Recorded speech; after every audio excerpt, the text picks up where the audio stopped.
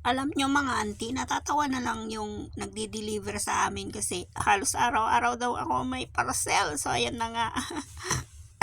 Kasi sabi niya bakit hindi ko na lang pinagsabay-sabay. So ayan, pagsabay-sabayin ko kasi parang ang bigat sa bulsa ba yung ano. Kaya minsan everyday ako nagpipili ganun. So ayan, naparami ako ng order ngayon. So ayan, pair-pair. Ayan, meron yung mga same-same na kulay at saka size nung dalawa kong anak. So tama tama lang talaga yung size niya, 170 yung malaki, tapos yung maliit is 150. So sakto lang guys yung para sa bunso ko at panganay ko. Ayan. Ang sarap yung may anak na binibilhan yung pair. Yung anak ko is dalawang lalaki. So ayan.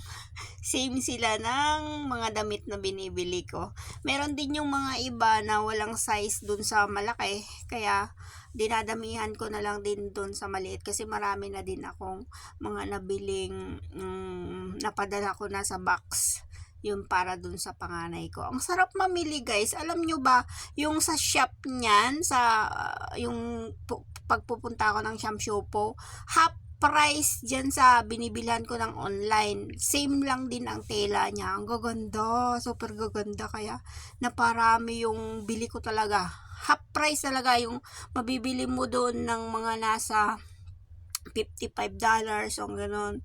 So, nabibili ko lang dyan mga 20, gano'n sa online. So, konti lang naman ang shipping niya kung sabay-sabay mong bilhin. Kaya yan, naparami. So, ayan, bili na din kayo. I-download nyo lang yung Taobao ba. Ayan, marami pa akong susunod na order kasi wala na akong bibit-bitin pa uwi. Yan na ng mga damit ng bata. Sarap mamili. Yan. Mga pair-pair guys. Ang ganda. Kahit yung pantalon, alam nyo ba, nabili ko lang yan ng $25.